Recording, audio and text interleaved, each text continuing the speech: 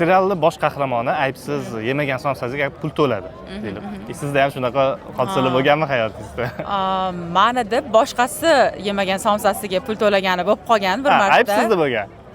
Ayb menda bo'lgan lekin. Unchalik ayb ikkalamizda ham bor edi, lekin zo'r situatsiya bo'lgan. Aytib beraman, o'zimni 9-sinfimni Istanbulda o'qiganman va 9-sinfda juda ham yarki qiz edim. Har qancha modniy kiyinib yurardim u paytda ham va populyarnost bo'lgani uchun bitta populyarniy qiz o'qishimizda meni ko'ra olmagan va katta tanaffusda kelib urushga kelgan meni. Sen kimsan, tipa, кто ты такая deb yonimga kelganda, sochimni bitta tortganda, men ham shunaqa suvlarni to'kib tashlayapman, urushib ketganmiz. Hayotimda birinchi va oxirgi marta urushim bo'lgan va bechora qizni endi direktorga aytib berganman va meni deb haydab yuborishgan.